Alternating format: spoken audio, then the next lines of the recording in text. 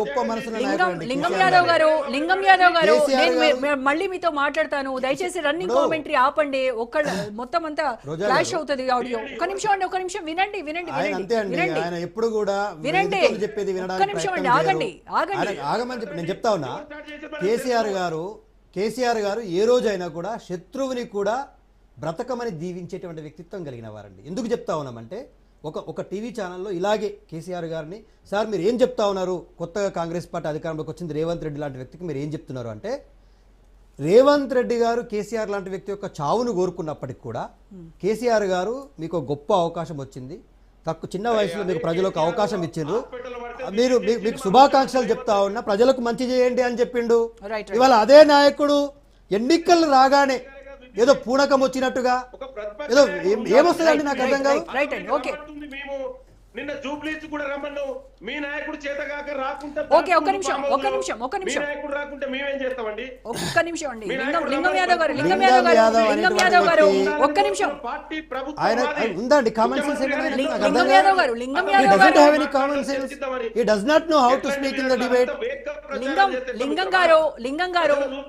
లింగం గారు మీరు ప్రసంగించకండి దయచేసి. క్వశ్చన్ వినండి, బహిరంగ సభ కాదు, మాట్లాడండి. ఆవేశంగా ఉధృతంగా మాట్లాడాల్సిన అవసరం లేదు.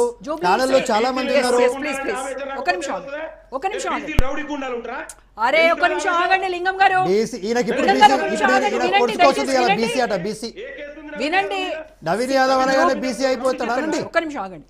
జూబ్లీ హిల్స్ సీట్ ఎలాగూ కాంగ్రెస్ దే కదా, మీరు ఎందుకు ఫ్రస్ట్రేషన్ కొంచెం, ఎలాగూ గెలుపు ఖాయం అయిపోయింది. ఒక్క నిమిషం ఆగండి, ప్రశాంతంగా సావధానంగా వినండి. ఒక్క నిమిషం. లింగం యాదవ్ గారు ఎందుకంత ఫ్రస్ట్రేట్ అవుతున్నావు మిత్రమా? బీహార్ లో ఓడిపోతున్నారనే ఈ ఫ్రస్ట్రేషన్. ఒక్క లింగం గారు ఆత్మగౌరవ సమస్య అండి. లింగం యాదవ్ గారు ఆత్మగౌరవ సమస్య అంట. లింగం గారు ఒక నిమిషం వినండి. ఏంటి ఫ్రస్ట్రేషన్? బీహార్ లో మీ పార్టీ ఓడిపోతున్నందుక? అరే ఒక్క నిమిషం వినండి. కనుక్కోండి. అరే నాకు మీరు పాఠాలు నేర్పకండి. ఇప్పుడు నేను చాలా నేర్చుకొని వచ్చాను, మీ దగ్గర నేర్చుకోవడానికి నేను సిద్ధంగా లేదు. మీరు టాపిక్ మాట్లాడండి. టాపిక్ సబ్జెక్ట్ కన్ఫైన్ అవ్వండి.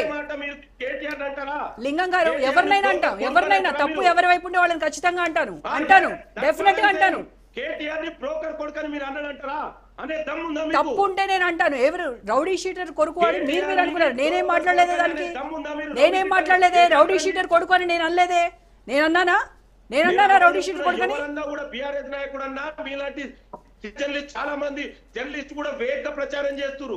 రేవంత్ రెడ్డి గారి భాష గురించి మాట్లాడుతా ఉన్నాము, రేవంత్ రెడ్డి గారి విధానం గురించి మాట్లాడుతా ఉన్నాము, మీ నవీన్ యాదవ్ గారి యొక్క ఫాదర్ యొక్క చరిత్ర గురించి మాట్లాడుతున్నాము. మన సబ్జెక్టు కన్ఫర్మ్. జూబ్లీ నియోజకవర్గంలో మీరు ఏం చేసిండ్రు, ఓటర్ని ఎట్లా ప్రభావితం చేసిండ్రు, మీరు ఓట్లని ఎట్లా భయపెట్టిండ్రు అనే అంశాల మీద మాట్లాడుతా ఉన్నాము. ఎందుకంటే ఫ్రస్ట్రేట్ అవుతా ఉన్నావు నువ్వు, నాకు అర్థం కాదు. ఒక్క నిమిషం. లింగం గారు ఎవడు భయపెట్టింది మీరు? లింగం యాదవ్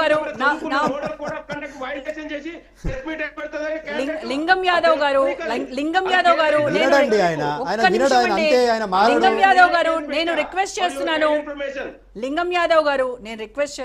ఒక్క నిమిషం సావధానంగా నా క్వశ్చన్ వినండి, తర్వాత మీరు ఆన్సర్ చేయండి.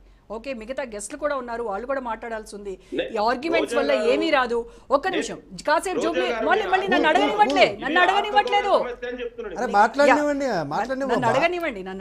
కాసేపు జూబ్లీ హిల్స్ నుంచి పక్కకు వచ్చి బీహార్కి వెళ్దాం. బీహార్ లో మహాగఠ్